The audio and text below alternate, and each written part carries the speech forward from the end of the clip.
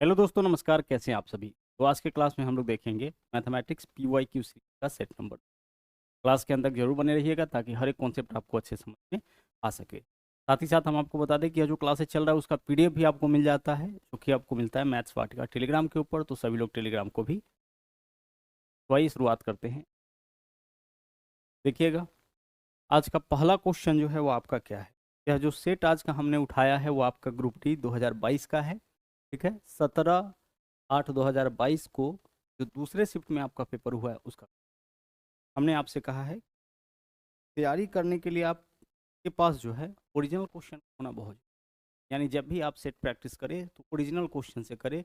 पीछे के एग्जामों में जो पूछा गया क्वेश्चंस उनको बनाए। मार्केट में जो बना बनाया सेट है उसको प्रैक्टिस करने से बचे, क्योंकि उसमें जो है आपका सही डाटा उपलब्ध नहीं होता। ठीक है, अपने तरीके से क्वेश्चन वहाँ पे सेट किया हुआ रहता है। जबकि प्रीवियस ईयर में क्या होता है, आपका एग्जैक्टली वही क्वेश्चंस होते हैं जो आपके एग्जाम में पूछे जाते हैं। तो किसी भी एग्जाम का आप जो है PYQ बना सकते हैं। रेलवे का तैयारी कर रहे हैं तो रेलवे के जितने भी पेपर हो रहे हैं उनके क्वेश्चंस को कर कर सकते हैं। ग्रुप डी की तैयारी कर रहे हैं तो ग्रुप डी का 2018 का सेट है, 22 का सेट है। इसके अलावा रेलवे अभी जो नया एग्जाम ले रहा है 2024-25 के अंदर जो लिया है और जो आपका ले रहा है उनके क्वेश्चन। ठीक है, आइए यहाँ देखिए, बहुत इजी सा सवाल है। निम्नलिखित में से कौन सी संख्या 4 और 8 दोनों से विभाज्य है? तो 4 से आपको पता है वही संख्या करता है जिसके अंतिम का दो अंक 4 से कटे। तो अंतिम का दो अंक यहाँ देखिए, अंतिम का दो अंक 4 से नहीं कटेगा, अंतिम का दो अंक 4 से नहीं कटेगा, अंतिम का दो अंक 4 से नहीं कटेगा। हमारा आंसर विकल्प ए हो जाए। 4 और 8 दोनों से कटने वाली संख्या हमें खोजना था।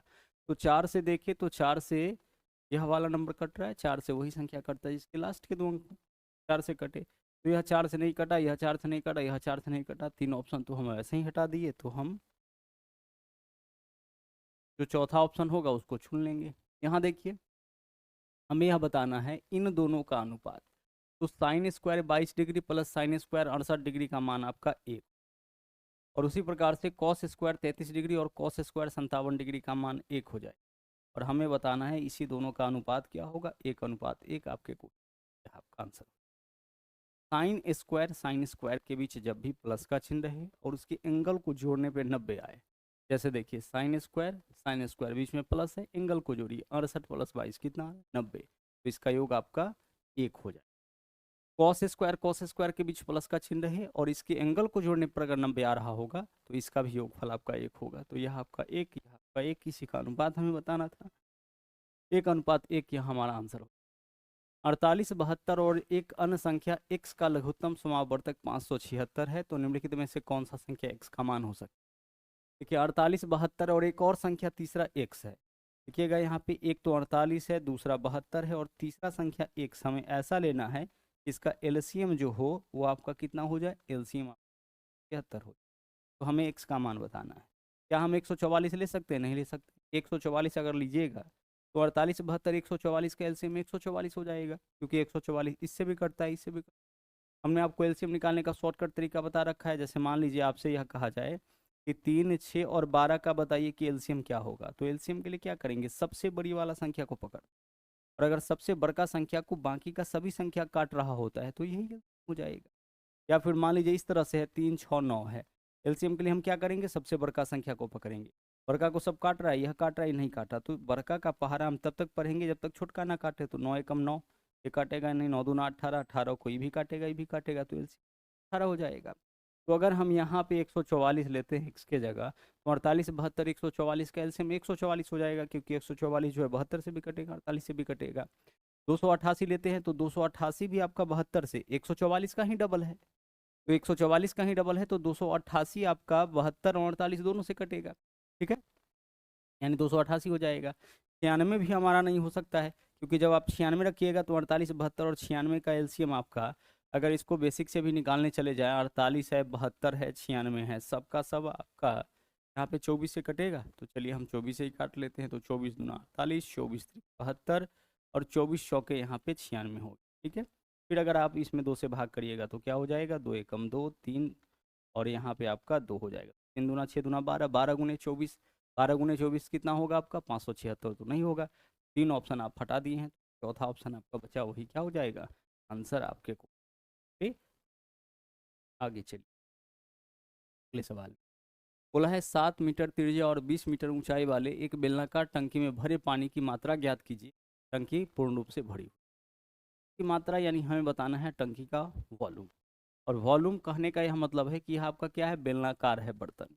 और बेलनाकार बर्तन का जो वॉल्यूम होता है, आयतन होता है, वो आपका होता है पाई आर स्क्वायर एच। क्या आप सबको अच्छे से पता है पाई आर स्क्वायर एच क्या क्या होता है, आपका बेलन का आयतन होता है। और अगर हम आपसे कहें कि बेलन का वक्र पृष्ठीय क्षेत्रफल क्या होता है, तो 2 पाई आर एच होता है। बेलन का संपूर्ण पृष्ठीय क्षेत्रफल, तो इसी में हम लोग क्या करते हैं, 2 पाई आर स्क्वायर ऐड कर देते हैं, क्या हो गया इसका संपूर्ण पृष्ठीय क्षेत्रफल। ठीक है, तो इस तरीके से हम लोग क्या करते हैं कि जो बेलन के क्वेश्चंस होते हैं वो आपका फॉर्मूला बेस्ड होता है, तो फॉर्मूला आपको पता होना चाहिए।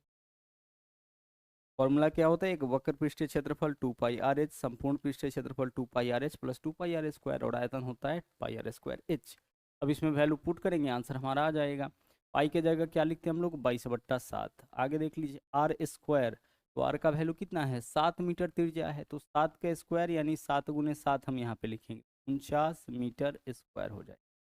क्योंकि देखिए मीटर है ना, तो 7 मीटर का हम क्या करेंगे स्क्वायर, तो 7 का स्क्वायर 49, मीटर का स्क्वायर मीटर स्क्वायर हो जाएगा, इंटू एच। एच की जगह देख लीजिए क्या रखेंगे हम, 20 मीटर रखेंगे। 16 को करिए, आंसर आपका आ जाएगा 7×7 = 49। आगे देखिए 22 कितना होता है, 154, और 154 दूना हो जाएगा 308, तो यह हो गया आपका 308। 1 0 है तो 1 0, मीटर स्क्वायर में मीटर से गुना करिएगा, आंसर आपका क्या हो जाएगा, मीटर क्यूब आपका यहाँ पे सही आंसर। 380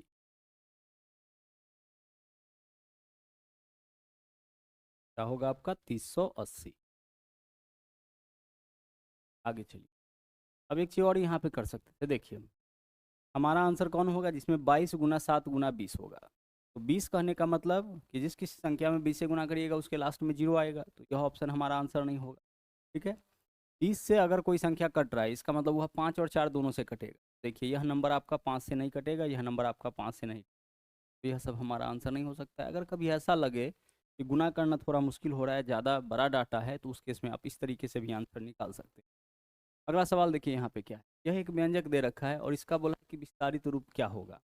एक चीज़ आपको हम बता दें कि a + b + c, ठीक है, इसका अगर हम होल स्क्वायर करते हैं क्या आ जाएगा, आप बोलोगे सर यह होता है a² + b² + c²। a + b का होल स्क्वायर किए तो सबका स्क्वायर होगा, और प्लस क्या हो जाएगा, प्लस हो जाएगा 2ab + 2bc + 2 प्लस क्या हो जाएगा आपका 2। यही होता है आपका a + b का होल स्क्वायर। तो यहाँ देखिए यह हमारा क्या है, a का मान है, हम इसको ऐसे लिख सकते हैं 3a प्लस b के जगह क्या लिख सकते हैं, -4b, और प्लस c के जगह क्या लिख सकते हैं, यहाँ पे हम c के जगह लिख सकते हैं -2। इसी चीज़ को इस तरीके से लिखा जा सकता है, और इसका हम क्या करने जा रहे हैं, इसका हम करने जा रहे हैं होल स्क्वायर। तो आप बताइए कि सबसे पहले क्या मिलेगा हमें, यहाँ देखिए a² b² c²। तो सबसे पहले 9 का 3a का स्क्वायर 9a² प्लस -4b का होल स्क्वायर करेंगे तो प्लस में ही आएगा, चूंकि इसका होल स्क्वायर आप करने जा रहे हैं, बी के जगह इस पूरे को रख रहे हैं।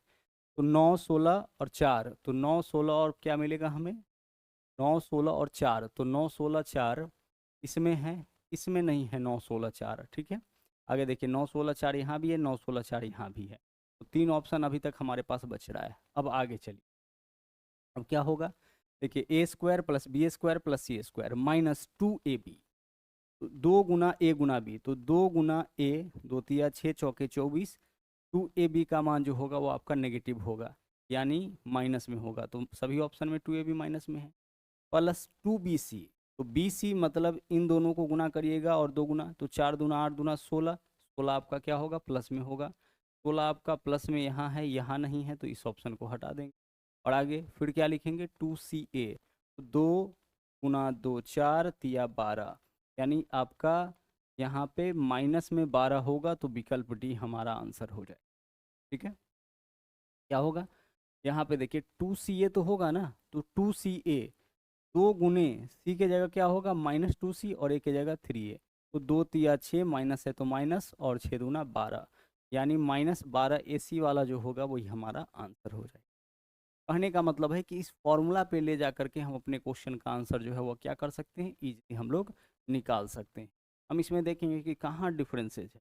डायरेक्ट हम उसी को चेक करेंगे। जैसे देखिए यहाँ पे -680 है, +680 है, +1280 है, -1280 है। तो अगर हम यहाँ पे लास्ट वाला यानी 2CA का मान निकाल ले तो इससे क्लियर हो जाएगा कि हमारा आंसर कौन होगा। तो 2CA यानी 2 गुने C के जगह क्या रखेंगे आप, C के जगह रखिएगा -2C, और A के जगह क्या रखिएगा, A के जगह रखिएगा 3A। माइनस एक ही जगह है तो माइनस में वैल्यू आएगा, 2 दूना 4 तिया 12, 12AC, तो -12AC आपका लास्ट में होगा। -12AC एकमात्र ऑप्शन के लास्ट में है, वही हमारा आंसर हो जाएगा। तो इस तरीके से हम लोग आंसर चुने। अगला देखिए, 5 पुरुष और 6 महिलाएं एक काम को 5 दिन में। देखिए 5 पुरुष यहाँ बोला है यानी 5 मैन, और इसके साथ मिल गया है, साथ कौन है, 6 महिला है। यह पूरा ग्रुप, इस पूरे ग्रुप को जो है वो समय लगता है 6 दिन। तो वर्कर्स गुने डे, इससे निकलता है टोटल वर्क। इतना टोटल वर्क, इतना वर्कर है हमारे पास और इतने वर्कर को समय लगता है 6 दिन, तो वर्कर्स गुने डे टोटल वर्क निकल। फिर बोला जबकि 3 पुरुष और 5 महिलाएं, जबकि 3 पुरुष यानी कि 3 मैन, और इसके साथ जो है कितनी महिलाएं हैं, 5 महिलाएं यानी कि 5 वुमेन। इस ग्रुप को समय कितना दिन लगता है, इस ग्रुप को समय लगता है 9 दिन। यही काम है, दोनों जगह सेम ही काम है, सेम ही काम को करने में जो है इतना समय लगता है। 5 पुरुष और 6 महिलाओं को समय लगता है 6 दिन, यानी इस ग्रुप को समय लगता है 6 दिन और इस ग्रुप को समय लगता है कितना दिन, 9 दिन। काम एक ही है, इसलिए दोनों को हम इक्वल कर लिए। अब सोल्व इसको कर लीजिए। देखिए गुना में है, इधर आएगा तो भाग में, तो यह वैल्यू कट सकता है तो काटते हैं। 3 से काटेंगे तो 3 तिया 9 हो जाएगा, 3 से काटेंगे तो 3 दूना 6 हो जाएगा। जो बचेगा उसका गुना करिए, 2 से दोनों में गुना, तो 5 दूना 10 मैन हो जाएगा, प्लस 6 दूना 12 वुमेन, इक्वल टू यहाँ पे देखिए 3 से गुना करेंगे, 3 तिया 9 मैन हो जाएगा, प्लस 5 तिया 15 वुमेन।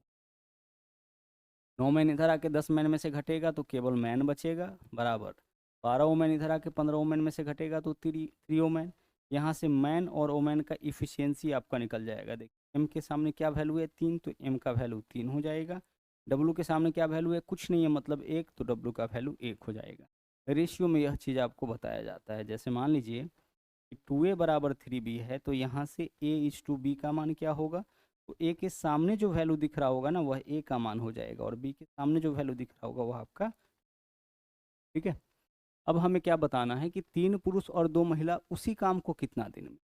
तो काम कौन सा है, काम तो यही वाला है, या तो इसको ले सकते हैं या फिर इसको ले सकते हैं, दोनों सेम ही काम है।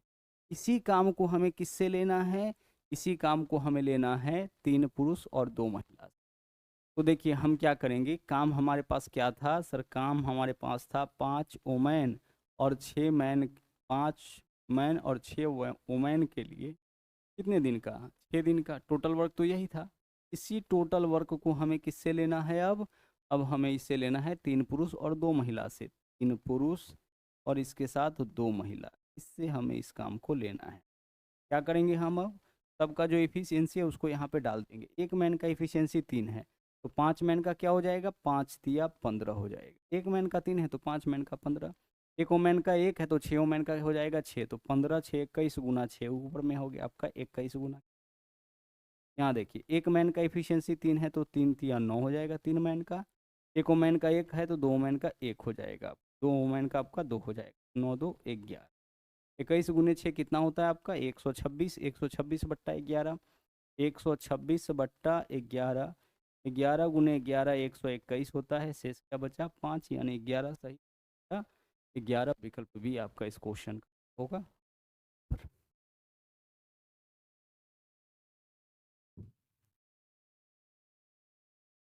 निम्न में से कौन सी योजना ग्राहक के लिए सर्वाधिक लाभदायक, ग्राहक के लिए वैसा योजना सबसे ज़्यादा लाभदायक होता है जिसमें उसको सबसे ज़्यादा डिस्काउंट मिले।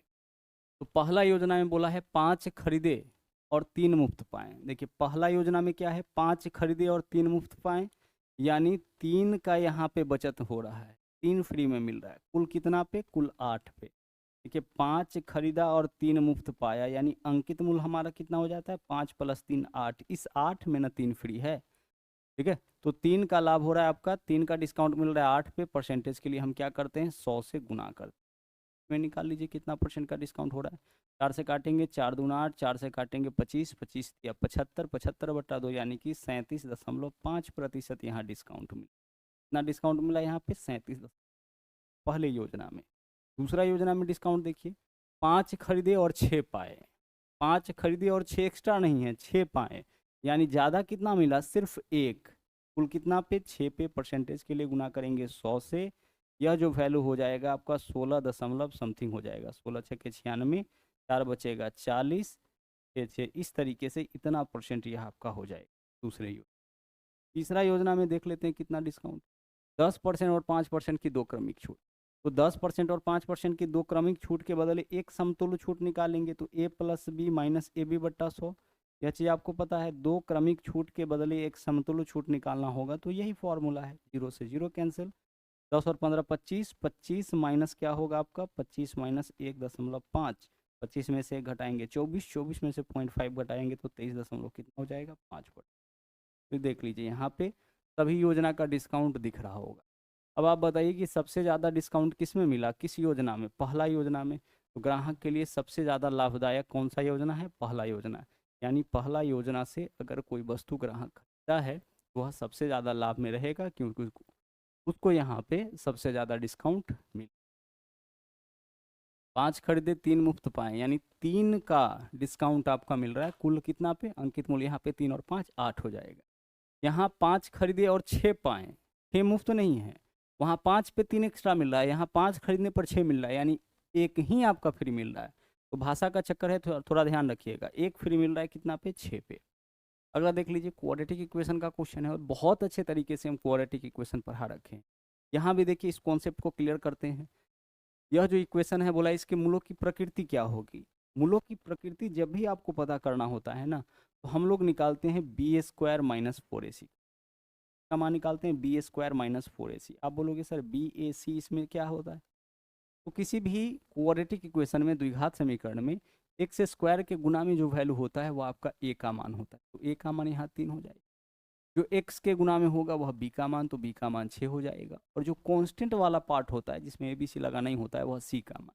तो अगर आपसे पूछे ए का मान तो 3, बी का मान तो 6 और सी का मान तो -5 चिन्हों के साथ। तो हमें क्या करना होता है, अगर किसी इक्वेशन के मूलों की प्रकृति पता करना होता है तो हम करते हैं बी स्क्वायर माइनस 4ac। दरअसल यह कहलाता है डिस्क्रिमिनांट, जिसको हम लोग डी से डिनोट। तो अगर बी स्क्वायर माइनस 4ac बराबर 0 है, क्या है आपका, 3 ही कंडीशन तो हो सकता है। इसका वैल्यू निकालिएगा तो या तो यह 0 के बराबर हो जाए, या फिर बी स्क्वायर माइनस 4ac जो है का वैल्यू आपका ज़्यादा हो जाए 0 से। 3 ही कंडीशन हो सकता है। या फिर क्या हो सकता है, बी स्क्वायर माइनस 4ac इसका मान जो है आपका छोटा हो जाए। इसके अलावा तो कोई कंडीशन नहीं होगा। कोई भी संख्या का अगर मान निकालते हैं तो जो भी मान देगा वह तो 3 ही हो सकता है, या तो 0 के बराबर हो जाए, या 0 से बड़ा, या फिर 0 से छोटा। तो अगर बी स्क्वायर माइनस 4ac बराबर 0 आ गया, इसका मतलब यह है इसके जो मूल होंगे वह समान होगा। क्या होगा, मूल आपका समान होगा। मूल समान होने का मतलब, मूल समान होगा, इसके अलावा वास्तविक होगा। वास्तविक होने का मतलब है कि इसका वैल्यू आपका निकल के आएगा ना, 2 3 4 5 6 इस प्रकार से वैल्यू निकल के आएगा। अवास्तविक का मतलब होता है रूट के भीतर इस तरीके से मान आना, यह आपका अवास्तविक नंबर है। बाकी जो भी मान है, जैसे रूट 3 ही लेते हैं, रूट 5 ही लेते हैं, सब का सब ना इस तरह से 3/5 3/4 कोई भी मान लीजिए वह आपका वास्तविक होता है। रूट के भीतर अगर कोई मान नेगेटिव फॉर्म में आता है ठीक कहलाता है अवास्तविक। तो अगर बी स्क्वायर माइनस 4ac बराबर 0 है, इसका मतलब मूल समान होगा। मूल समान होने का मतलब है कि किसी द्विघात समीकरण को सोल्व करते हैं तो अल्फा बीटा का 2 वैल्यू आता है ना, एक्स का 2 वैल्यू आता है, उसमें से एक को हम अल्फा दूसरा को बीटा से डिनोट करते हैं। तो यहाँ क्या होगा, मूल समान होने का मतलब है कि अल्फा और बीटा का वैल्यू आपका इक्वल आ जाएगा, यानी जो अल्फा का मान आएगा वही बीटा का मान आएगा, यही हो गया मूल समान। और चूंकि अल्फा और बीटा का वैल्यू इक्वल है, इसलिए इसका जो हल होगा ना वह सिर्फ एक ही हल है। हल कहने का मतलब है एक्स का ऐसा मान जिसको यहाँ पे रखने पर यह 0 हो जाए। क्योंकि अल्फा और बीटा का मान बराबर है, तो अगर 5 आता है तो अल्फा का मान भी 5, बीटा का भी मान 5, तो हल कितना, एक ही तो हल इसका निकला ना।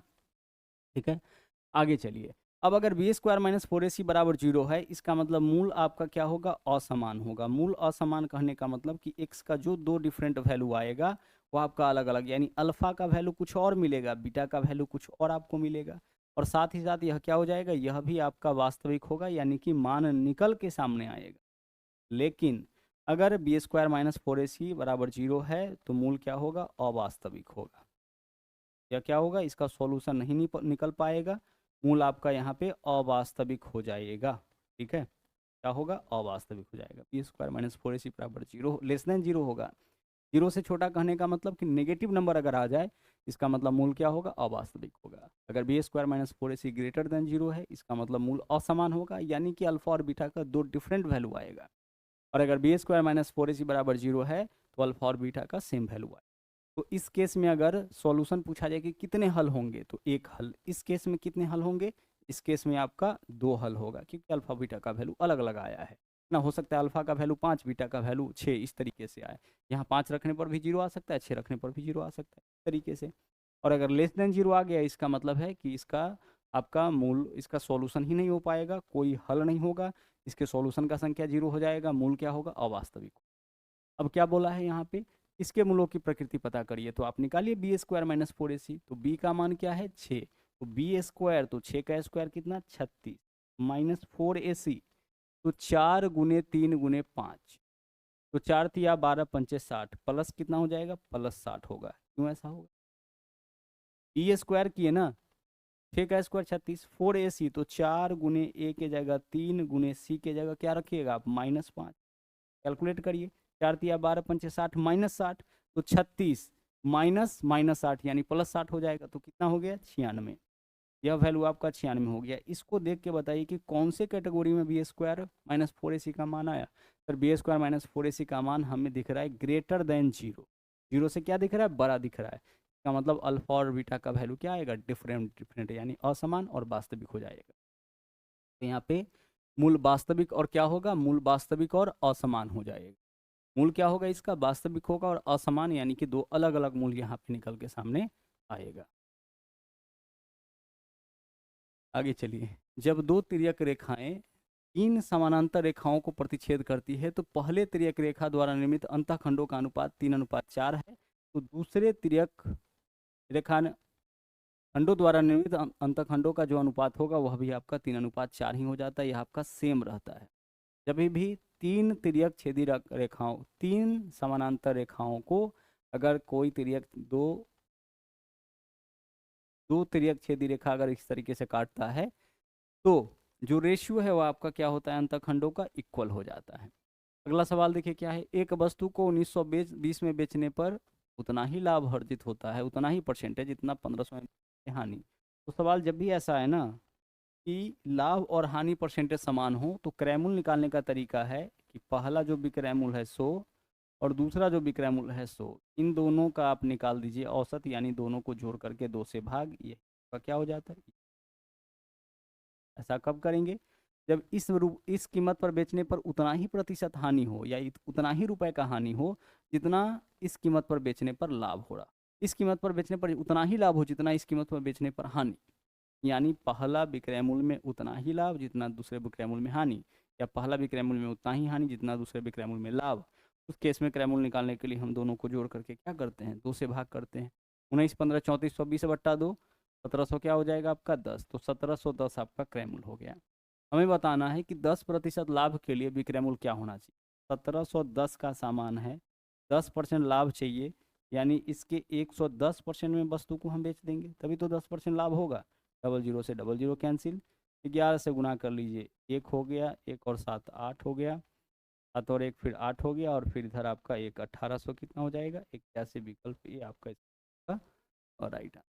देख के भी पता चल रहा है कि 1710 में अगर 10% की वृद्धि करेंगे तो 2000, 7000, 4000 तो नहीं पहुंचेगा ना। एक गोले का आयतन 36 पाई है, तो गोले का आयतन क्या होता है, सर गोले का आयतन होता है 4/3 pi R cube. 4/3 pi R cube, यही तो गोले का आयतन होता है, जबकि यहाँ गोले का आयतन कितना दे रखा है, 36 पाई। बराबर में कर दीजिए, जो दिया है उसको इक्वल कर दीजिए। पाई से पाई यहाँ पे कैंसिल हो गया, 4 से काटेंगे, 4 नमा 36। आर क्यूब का मान आपका देखिए 9 तिया 27, तो आर का मान 3 हो जाएगा। 9 तिया 27 क्रॉस मल्टीप्लाई तो करेंगे तो आर क्यूब का मान 27 यानी 3 का क्यूब, तो आर क्यूब का मान 3 का क्यूब है तो आर का मान 3 होगा। हमें बताना है गोले का व्यास। तो अगर आर का मान 3 है तो गोले का व्यास क्या होता है, डायमीटर क्या होता है, ट्वाइस ऑफ आर होता है। 2 तिया कितना हो जाएगा 6। अगर सेंटीमीटर में दिया है तो सेंटीमीटर, मीटर में दिया है तो आपका मीटर, यानी विकल्प बी इस क्वेश्चन का आंसर। आप आगे बढ़िए, अगला सवाल देखिए। एबीसी कोई व्यवसाय शुरू करते हैं, वे क्रमशः 6 महीने, 12 महीने और 14 महीने के लिए साझेदारी करते हैं। उनके लाभों में यह अनुपात है, तो निवेश का अनुपात बताइए। एक बात आप समझिएगा कि लाभ का रेशियो कैसे निकालते हैं, तो पूंजी गुने समय अगर करते हैं तो लाभ का रेशियो निकालते हैं।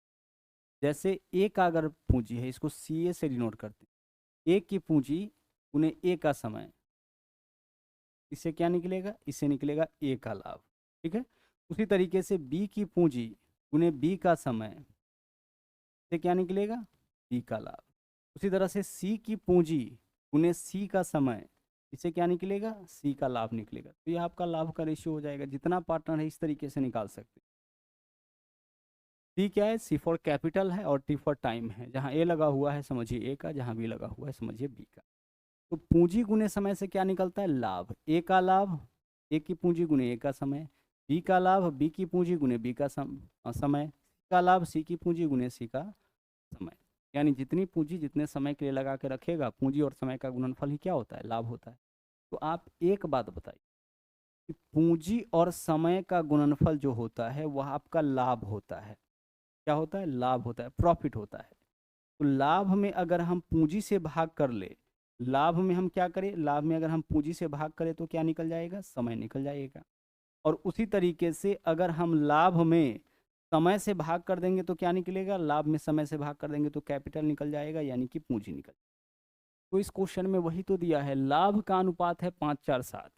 लाभ का अनुपात क्या है आपका, लाभ का अनुपात 5-4-7 है। तो ए का लाभ कितना है, 5। अच्छा, ए का पूंजी कितने समय तक व्यापार में लगा, 6 महीना। तो लाभ बट्टा समय क्या निकलेगा, ए की पूंजी। बी का लाभ कितना है, 4, और बी की पूंजी व्यापार में कितना लगा, 12 महीने। पूंजी बट्टा समय क्या निकल, यहाँ पे देख लीजिए, लाभ बट्टा समय क्या निकलेगा, पूंजी। और सी का देख लीजिए यहाँ पे कितना हो रहा है, सी का आपका यहाँ पे लाभ 7 है और सी की पूंजी व्यापार में 14 महीने के लिए निवेशित रहा। तो सी की पूंजी इतना हो जाएगा। यह हो गया इसके पूंजी का अनुपात। क्या हो गया, यह आपकी इसके पूंजी का अनुपात। रिपीट कर रहे हैं, ध्यान से समझिएगा। हमने आपसे क्या कहा कि लाभ का रेशियो कैसे निकलता है, पूंजी गुना समय, C for capital T for time. तो अगर हमारे पास लाभ है और टाइम है तो हम क्या करेंगे, लाभ में समय से भाग करेंगे तो पूंजी निकल जाएगा। तो आप बताइए कि रेशियो क्या दिया था उनके लाभ का, तो यह ए का लाभ है और ए का निवेश पूंजी कितने समय तक रहा है, 6 महीना। तो ए के लाभ में ए के समय से भाग करेंगे, ए के लाभ में ए जितने समय के लिए पूंजी निवेश किया उससे भाग करेंगे तो ए की पूंजी निकलेगा, या बी की पूंजी या सी की पूंजी। इस तरीके से निकला। इसको सोल्व करिए, आंसर आपका आ जाएगा। काटेंगे 4-3-12, यहाँ नीचे में 3 हो जाएगा, ऊपर में कुछ नहीं मतलब 1 होगा। 7×2 = 14, ऊपर में कुछ नहीं तो क्या होगा, 1 होगा। अब जो रेशियो है 5/6, 1/3, 1/2, यह बैलेंस नहीं है, क्योंकि रेशियो अगर भिन्न के रूप में होता है तो वह बैलेंस नहीं समझा जाता। तो बैलेंस करने के लिए सबके नीचे वाले का एलसीएम लेते हैं। 6, 3, 2 का एलसीएम क्या हो जाएगा, 6। अब सबके नीचे वाले से एलसीएम में भागफल से ऊपर वाले में गुना, 6 कम 6, 5 में 1 से गुना करेंगे। यह रेशियो बैलेंस करने का तरीका। 3×6 तो यह हो जाएगा 2। उसी तरह से 2×3=6, 1 में 3 से गुना करेंगे 3, यानी 5:2:3। आपके सवाल का क्या होगा, राइट आंसर हो जाएगा। यहाँ रेशियो आपका बैलेंस किया गया है। रेशियो भिन्न के रूप में रहता है तो बैलेंस नहीं समझा। सवाल नंबर 13 देखिए, इसको गुना करने के चक्कर में आप मत पड़िए। क्या करना है, पॉइंट गिनिए। देखिए यहाँ पे 1, यहाँ 1 अंक के बाद 2 और यहाँ 4 अंक के बाद 6, यानी हमारा आंसर वो होगा जिसमें 6 अंक के बाद दशमलव। तो इसमें देखिए 4, 2, 6 और 3, 9, यह तो आंसर हो ही नहीं सकता। यहाँ देखिए 3 और 3, 6, यहाँ देखिए 3 अंक और यहाँ 3 अंक, 6 अंक, इसके आंसर होने के चांसेज है। यहाँ देखिए 2, 1, 3 और 2, 5 अंक, यहाँ देखिए 4, 2, 6, 2, 8। हमारा आंसर क्या होगा, विकल्प। आंसर कौन होगा जिसमें 1 और 1, 2 और 4, 6, यानी गुना में हम लोग क्या, हम लोग जोड़ के लिखते हैं। तो 6 अंक के बाद दशमलव, 6 अंक के बाद दशमलव कहाँ पे, विकल्प बी में जा रहा है, बाकी किसी ऑप्शन में नहीं। बाकी सभी ऑप्शन में आपका दशमलव ज़्यादा हो रहा है। आगे देखिए, दिए गए आंकड़ों की माध्यिका ज्ञात कीजिए। तो माध्यिका ज्ञात करने के लिए क्या करते हैं हम, सबसे पहले आंकड़ों को, जो भी डाटा दे रखा होता है उसको आरोही क्रम में सजाते हैं। अवरोही क्रम में भी आप सजा सकते हैं। तो बढ़ते या घटते क्रम में सजाइए, अच्छा लगता है कि आप बढ़ते क्रम में ही सजाइए। तो बढ़ते क्रम में सजाने के बाद क्या करते हैं कि जो बीच का नंबर होता है उसको निकालते हैं, वही माध्यिका होती है। बीच में अगर कभी 2 नंबर आ जाए, बीच में 2 नंबर तब आता है जब नंबर ऑफ डाटा इवन होता है। जैसे 4 संख्या होगा तो बीच में संख्या दूसरा आ जाएगा।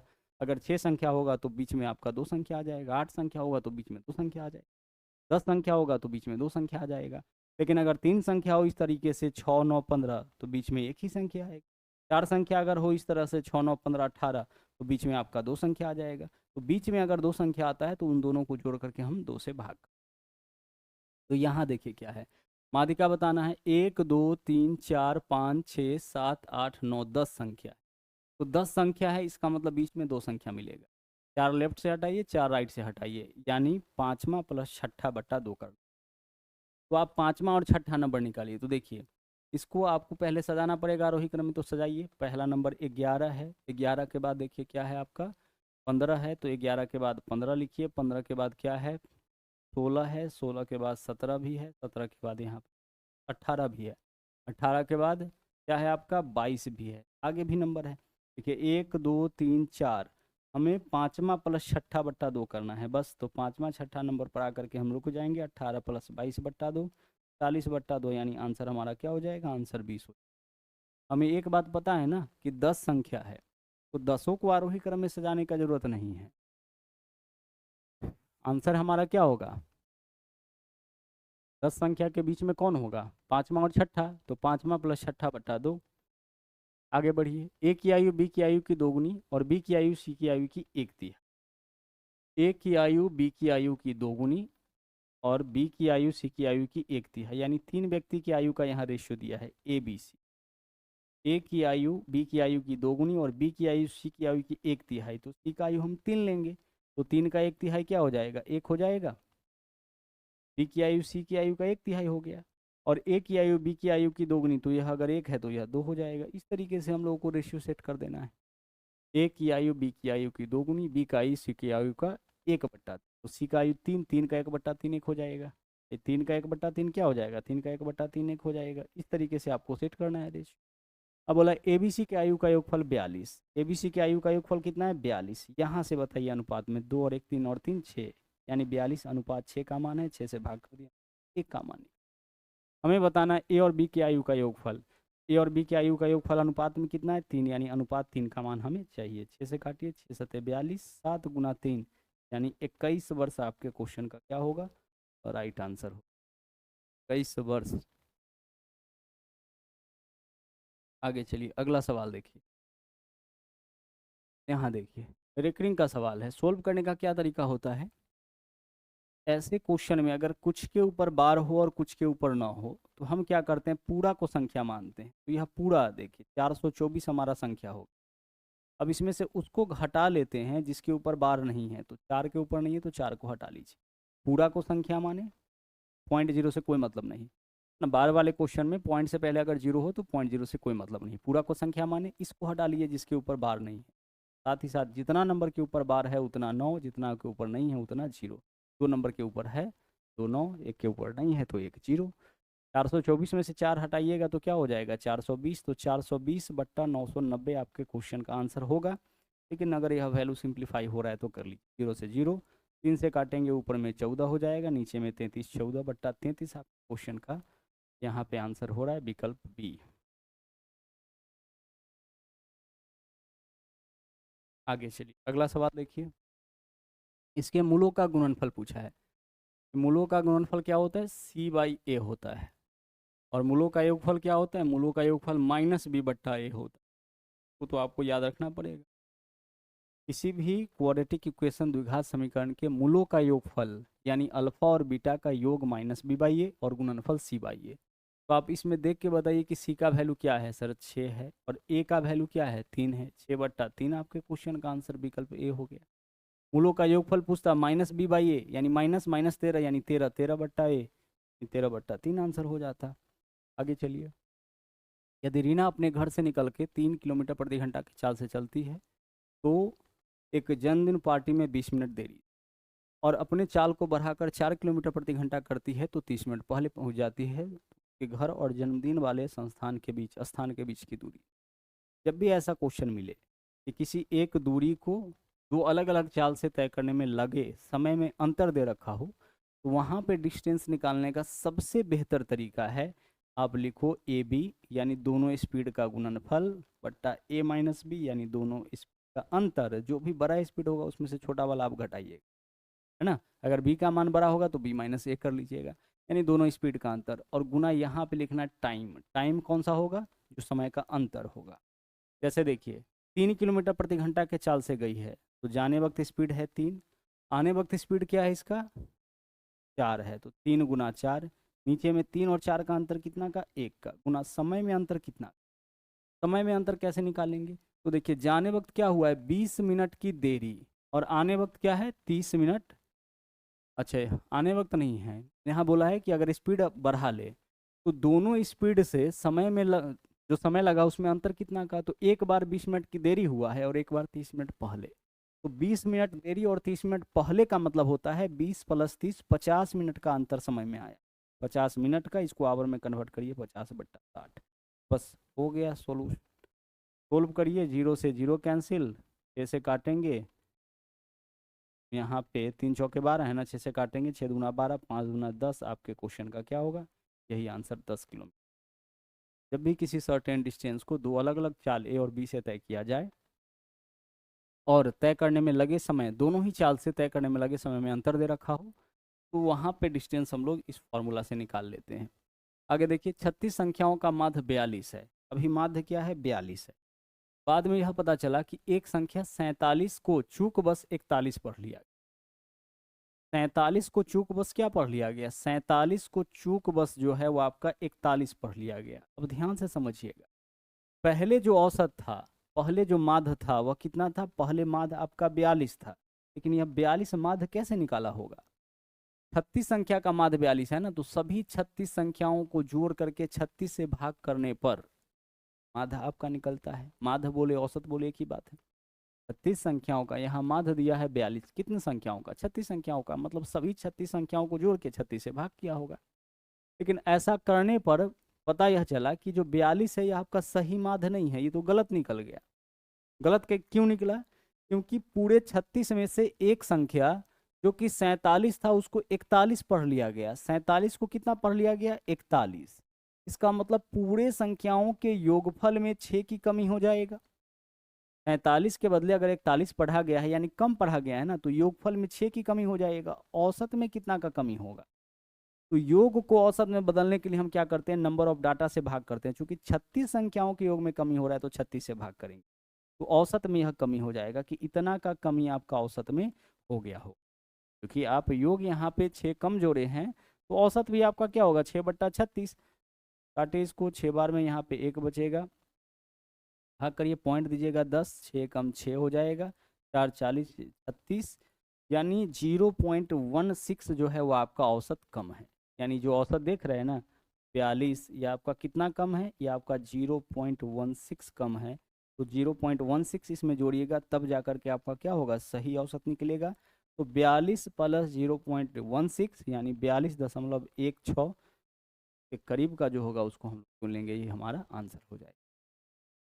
योग कम रहा है, इसका मतलब औसत भी घट रहा होगा। औसत 0.16 कम है, जो औसत निकला है वो दरअसल क्या है? 0.16 कम है। इतना जोड़ेंगे तो सही औसत निकलेगा। यहाँ देखिए क्या बोला है, निम्नलिखित ग्राफ और तालिका 3 परीक्षा 1 2 3 तीन व्यक्ति एबीसी के द्वारा प्राप्त अंकों को दर्शाता है। ग्राफ एवं तालिका का अध्ययन करें और पूछे गए प्रश्न का उत्तर दे। 3 व्यक्ति एबीसी के द्वारा 3 परीक्षाओं में प्राप्त अंक, परीक्षा 1 और 2 दोनों के लिए 80 और परीक्षा 3 के लिए पूर्णांक 100 है। वे सभी तीनों परीक्षा के प्रदर्शन को देखते हुए ए और सी के प्राप्तांकों में प्रतिशत अंतर बताइए। ए और सी के प्राप्तांक में प्रतिशत अंतर, आप बताइए कि कितने नंबर का एग्जाम हुआ है? सर टोटल 3 पेपर हुआ है, 80-80 का 2 और एक 100 का, यानी 80-80 160 और 100 260 नंबर का टोटल पेपर हुआ। ए और सी के प्राप्तांक का अंतर बताना है। तो ए का टोटल प्राप्तांक देखिए तो कितना है?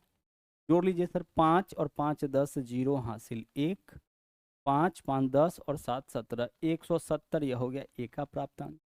सी का प्राप्तांक बताइए टोटल कितना है? यही तो सी का प्राप्तांक है। तो सी का प्राप्तांक है 40।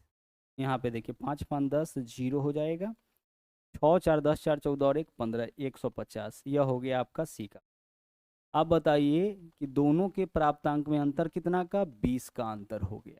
और यह जो 20 का अंतर है वो टोटल कितना में है? 260 में। टोटल जो पेपर हुआ है वो कितना का हुआ है, 260 का हुआ है। इतना का अंतर। परसेंटेज के लिए हम क्या करेंगे, गुना करेंगे 100 से, आंसर हमारा आ जाएगा। 0 से 0, 2 से काटेंगे 13, 13 से जब आप इसमें भाग करिएगा तो 13 सत्ते 91, 9 बचेगा, पॉइंट दीजिए 90, 13 छक्के 78, फिर आपका 12 बचेगा 120, 13 नमा 117, 7.69, विकल्प ए आपके का आंसर। हमें क्या देखना है, हमें यह बताना है कि ए और सी के प्राप्तांकों में अंतर कितना। तो भाई टोटल प्राप्तांक कितना पे कैलकुलेट हो रहा है, 260 पे, तीनों पेपर का। और 260 में अंतर कितना का है, 20 का। यानी 20 के बारे में बताना है कि 20 260 का कितना परसेंट है। आगे चलिए सरल कीजिए। तो देखिए पावर के ऊपर पावर होता है, ब्रैकेट लगा होता है, तो पावर का आपस में गुना करते हैं। तो 3 का पावर क्या हो जाएगा, 2 गुना 3 यानी कि 6, और प्लस यहाँ 2 का पावर कितना हो जाएगा, 2 का पावर 6 हो जाएगा। 3 का पावर 6 होता है 729, 2 का पावर 6 होता है 64, 729 में 64 जोड़ेंगे 793, डी आंसर। पावर के ऊपर पावर हो, ब्रैकेट लगा रहे, तो पावर का आपस में गुना करना है। एक तल पर 4 अलग अलग बिंदु इस प्रकार से है कि कोई भी 3 संरेख नहीं। 4 अलग अलग बिंदु है, कोई 3 संरेख नहीं है। जैसे मान लीजिए एक यहाँ पे है, 2 संरेख हो सकता है। इस प्रकार से हम मान लेते हैं कि 4 बिंदु, कोई 3 संरेख नहीं है, मतलब इस प्रकार से नहीं है कि कोई 3 सीधी रेखा में ऐसे हो, इस प्रकार से नहीं है। ठीक है, 4 है, रैंडमली कहीं पे भी है।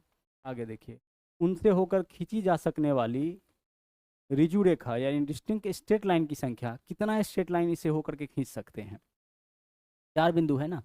तो एक बात बताइए कि अगर हम इस बिंदु को लेंगे तो इस बिंदु से कितना रेखा खींच सकते हैं, एक इसके साथ, एक इसके साथ, एक इसके साथ। तो यह बिंदु जो है हमारा, वह कितना रेखा दे देगा, 3 रेखा दे देगा। ठीक है, चलिए अब इसको आप हटा दीजिए, क्योंकि यह इस बिंदु से आप खींच दिए, एक ऐसे, एक ऐसे, एक ऐसे, इस तरीके, या 3 रेखा दे दिया। अब इसके साथ कुछ कोई नहीं खींच सकते हैं, इसको हटा दीजिए।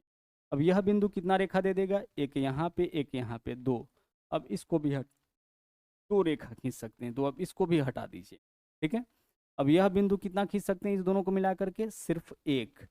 तो अब इसको भी हटा दीजिए, क्या बचा, 1। अब तो केवल 1 बचा, तो 3 2 5 और 1 6, आंसर हमारा क्या हो जाएगा, 6। हम कितना रेखा खींच सकते हैं, टोटल 6 रेखा यहाँ पे खींच सकते हैं। एक पाठ्य पुस्तक में कुल 892 पृष्ठ है, इसे 2 भागों में बांटा गया। पुस्तक के दूसरे भाग में पहले भाग की तुलना में 52 पृष्ठ कम है। तो हमें बताना है कि दूसरे भाग में यानी कम वाला। तो सबसे पहले ध्यान से समझिएगा, 892 पृष्ठ है ना टोटल, 2 से भाग करिए तो आधा आधा हो गया। अब पहले भाग में क्या है, पहले भाग में, दूसरे भाग में पहले भाग के तुलना में 52 पृष्ठ कम है। तो 52 का आधा कितना होता है, 52/2, यानी कि इतना आप इसमें से माइनस कर, बस यही आंसर हो जाएगा। 2 चौके 8, 2 चौके 8, और यहाँ पे 2 छक्के 12, 446, और यहाँ हो जाएगा 26। 446 में से 26 माइनस करिए, क्या होगा, 400। कैलकुलेशन करने का जरूरत नहीं। क्यों ऐसा किए हैं हम, ध्यान से समझिएगा। जैसे मान लीजिए कि एक संख्या दूसरा से, बोले ना कि एक संख्या दूसरा से 10 कम है, एक संख्या क्या है, दूसरा से 10 कम है। तो हम अगर पूरा संख्या 100 मान लिए, एक दूसरा से 10 कम है, तो हम सबसे पहले क्या करेंगे, इसको बराबर बराबर बांटेंगे। यानी पहला संख्या भी 50 हो गया, दूसरा संख्या भी 50 हो गया। और 10 कम ज़्यादा है तो 10 का आधा, यानी कि एक में हम 5 प्लस कर देंगे, दूसरा में से 5 क्या कर लेंगे, हम घटा लेंगे। बड़ा वाला में 5 जोड़ देंगे, छोटा वाला में से 10 घटा देंगे। तो 55 + 45 100 हो जाएगा। और दोनों संख्या में अंतर कितना का हो जाएगा, 10 का हो जाएगा। उसी प्रकार से दोनों संख्या में अंतर कितना का था, 52 का था। तो हमें दूसरे भाग में पृष्ठ का संख्या बताना, यानी कम वाला, तो इसको आधा किया और उसमें से 52 का आधा हम माइनस कर लिया। अधिक वाला निकालना होता तो प्लस कर लेते हैं। आगे देखिए, पिछले वर्ष रंजन का मासिक वेतन 34,500, अभी 38,640। वेतन कितना बढ़ गया इसका, 4,140, नहीं तो 4,140 का इसके वेतन में वृद्धि हुआ है। कुल कितना में, पहले सर 34,500 ही था। परसेंटेज के लिए हम क्या करेंगे, गुना करेंगे 100 से। यही तो हमें निकालना है कि कितने प्रतिशत का वृद्धि इसके मासिक वेतन में हुआ। सोल्व करिए इसको, 00 से आपका 00 कैंसिल हो गया। अब अगर हम 5 और 3 15 से देख लीजिए, 4 4 8 और 1 9, या आपका 5 से भी कट रहा है, 3 से भी कट रहा है। 15 से काट लीजिए, 15 दूना 30, 15 तिया 45, 15 से काटिए, 15 दूना 30, यहाँ पे बचेगा 11, 114, 15 छक्के 90, 15 से 105। अब क्या बचा यहाँ पे, 15 दूना 30, 11, 114, 15 सतह 105, यहाँ 9 15 छक्के 90 276। 23 से इसको काटिए, 23 से कम 23 हो जाएगा, 4 23 दूना 46, यानी आंसर हो गया आपका कितना 12%। विकल्प डी यहाँ पे राइट आंसर। 14 वर्ष पहले एक पिता की आयु उसके पुत्र की आयु की 3 गुनी, वर्तमान में पिता की आयु पुत्र की आयु की 2 गुनी। अब समझिएगा क्या है, पिता की आयु पुत्र की आयु की क्या बोला है यहाँ पे 3 गुनी। पिता की आयु जो है वह पुत्र की आयु की 3 गुनी, 3:1 का रेशियो। और यह कब का है, 14 वर्ष पहले का, 14 वर्ष पूर्व का, ठीक है, पहले का। और वर्तमान में देखिए क्या बोला है, प्रेजेंट में जो है वर्तमान में पिता की आयु पुत्र की आयु की 2 गुनी, पिता की आयु पुत्र की आयु का क्या है 2 गुना है, ठीक है। हमें क्या बताना है, पिता और पुत्र के वर्तमान आयु का योग। तो वर्तमान आयु का जो योग होगा वो हमेशा 2 और 1 3 से कटेगा। तो 3 से कटने वाला देखिए तो कौन सा ऑप्शन है, यह वाला नहीं है, यह वाला नहीं है, विकल्प बी और डी, ठीक है। जो 3 से कटेगा, क्योंकि पिता और पुत्र के आयु का योग अनुपात में 3 है, तो आंसर हमारा वही होगा जो 3 से कटेगा। तो 3 से कटने वाला 2 ऑप्शन है। अब आगे देख लीजिए, अगर इसी तरीके से आप इसको बनाना चाहते हैं तो 14 साल पहले देखिए इनके आयु का योग 3, पिता और पुत्र के आयु का योग 4 से कट रहा होगा। तो 14 साल पहले यानी पिता और पुत्र दोनों की आयु में से 14 14 की कमी होगी, यानी किसमें से 28 घटाने पर 4 से कट रहा है। तो इसमें से 28 घटाइएगा, 4 से नहीं कटेगा, 14 आ जाएगा, इसमें से 28 घटाइएगा कट जाएगा, यानी विकल्प बी आंसर। एक तो यह तरीका हो गया। दूसरा हम लोग क्या करते हैं समझिए, हम क्या करते हैं यहाँ पे रेशियो को बैलेंस करते हैं, 3 1 है 2 1 है। बैलेंस करने का तरीका यह कहता है कि इसके अंतर से इसमें ऊपर वाला के अनुपातिक अंतर, 3 और 1 में कितना का अंतर है 2 का अंतर है, नीचे वाले में गुना, और नीचे वाला के अनुपातिक अंतर से ऊपर वाले, तो 2 और 1 में 1 का अंतर है, 1 से गुना करिएगा यही वैल्यू रह जाएगा, तो छोड़ दीजिए इसको। तो यह हो गया 2 दूना 4 और इधर हो गया 2। पहला काम आपको क्या करना होता है, रेशियो को बैलेंस करना होता है। बैलेंस करने के लिए ऊपर वाला के अनुपातिक अंतर से नीचे वाला में गुना, और नीचे वाला के अनुपातिक अंतर से ऊपर वाले में गुना। ऐसा करने से कोई अंतर आता नहीं, देखिए 4 2 हो गया, फिर से कट के 2 अनुपातिक हो जाएगा, लेकिन रेशियो हमारा बैलेंस हो जाता है। अब देखिए यह जो है पिता और पुत्र की आयु का अंतर हो गया, वर्तमान का और 14 साल पहले का। और इधर भी देखिए, इधर पुत्र की आयु का अंतर हो गया, वर्तमान का और 14 साल पहले का। तो देखिए वर्तमान में 4 है, 14 साल पहले 3 वर्ष, यानी अनुपात 1 का अंतर। वर्तमान में 2 है और 14 साल पहले 1 है, यानी वर्तमान में और 14 साल पहले की आयु में अनुपात 1 का अंतर, जबकि वास्तव में वर्तमान आयु और 14 साल पहले की आयु में कितना का अंतर होगा 14 का। तो अनुपात 1 का मान 14 आ गया।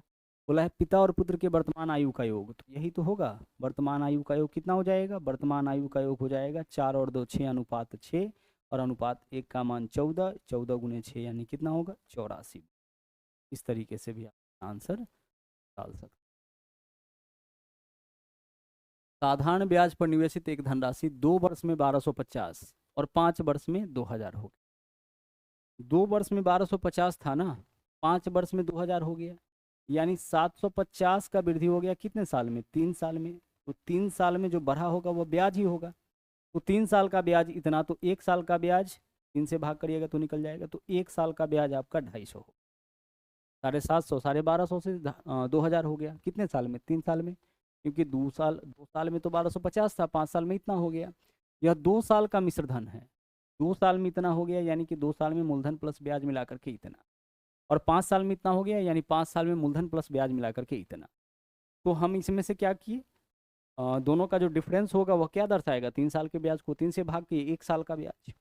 अब हम मूलधन यहाँ से निकाल सकते हैं, मूलधन कैसे निकालेंगे, तो 1250 रुपये जो था आपका हो गया था 2 साल में, यानी इसमें 2 साल का ब्याज होगा, तो 1 साल का ब्याज 250, तो 2 साल का ब्याज कितना 500, माइनस कर लीजिए। 1250 में क्या है आपका 1250 2 साल में हो गया, यानी इसमें मूलधन के साथ साथ 2 साल का ब्याज होगा, तो 700 रुपया हमारा मूलधन आया। अब हमें क्या बताना है, हमें रेट बताना है। रेट कैसे निकालते हैं समझ, 1 साल का जो ब्याज होता है ना, 1 साल का ब्याज कितना है 250, 1 साल का परसेंटेज ब्याज होता है वही रेट होता है। तो परसेंटेज ब्याज कैसे निकालते हैं, 1 साल के ब्याज में मूलधन के 1% से भाग करके, यानी 7 से भाग कर, तो 7 से भाग करिए कितना हो जाएगा 7 तिया 21 होगा, 4 बचेगा 40, कुछ गलत तो नहीं कर रहे हैं, एक सेकेंड, 750 यहाँ हो जाएगा ना, कितना हो जाएगा आपका 750, इसका 1% तो हो जाएगा 7.5। किसी भी नंबर का 1% निकालने का मतलब है 100 से भाग, तो 750 में 100 से भाग, 0 से 0 कैंसिल, 75 में 10 से भाग करेंगे, एक अंक के बाद दशमलव, पॉइंट हटाएंगे 0 आ जाएगा। 25 तिया 75 है और 25 चौके 100, यहाँ पे 400 है, 400 बट्टा 3 करेंगे कितना हो जाएगा, यहाँ पे 400 बट्टा, कुछ गलत तो नहीं कर दिए, अच्छा अच्छा गलत कर ही दिए हैं, हाँ ठीक है, 25 तिया 75 और 25 गुना 100 क्या होगा आपका 2500, तो यहाँ 100 हो जाएगा। अब 100 बट्टा 3 है, तो 100 बट्टा 3 तो 33.33% आपका होता ही। क्या किया गया है समझिए फिर से, यह आपका हो गया 1 साल का ब्याज। अब 1 साल का ब्याज हमें मालूम है तो हम मूलधन निकाल सकते हैं, 1250 रुपये 2 साल में हुआ तो इसमें से 2 साल का ब्याज हटा लिए, मूलधन निकल गया। और 1 साल का जो ब्याज है उसी को अगर परसेंटेज में कन्वर्ट कर दे तो रेट निकल जाएगा, क्योंकि रेट क्या होता है 1 साल का परसेंटेज ब्याज होता है। कैसे कन्वर्ट करते हैं, मूलधन की 1% से भाग करके। अगला सवाल देखिए क्या है, बोला है कि सभी 5 सेल्स पर्सनों द्वारा बेची गई कुल बीमा पॉलिसियों में क्यू द्वारा बेची गई बीमा पॉलिसियों का प्रतिशत हिस्सेदारी बताइए।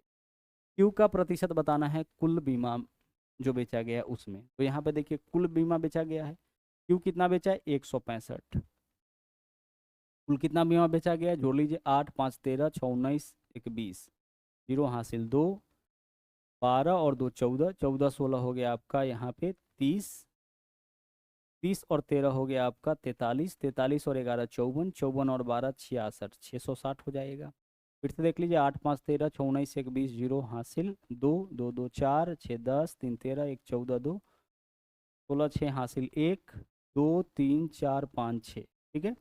165 आपका क्यू पॉलिसी बेचता है कुल 660 पॉलिसी में, परसेंटेज 100 से यहाँ पे भी गुना, 0 से 0 कैंसिल, 11 से काटेंगे तो क्या हो जाएगा आपका, 11 से इसको काटेंगे तो 11 एकम 11, 11 पंचे 55 और 11 से काटेंगे तो 11 छक्के 76। अगर हम 150 हो गया ना, 150 को 6 से काटेंगे तो क्या बचेगा हमारे पास 25 बचेगा, तो 30% आपका आंसर, 15 गुने 10 150 बट्टा 6 हो जाएगा 25, 25% आपके क्वेश्चन राइट आंसर, ठीक है। चलिए, तो इस तरीके से यह सेट भी आपका कंप्लीट हो गया।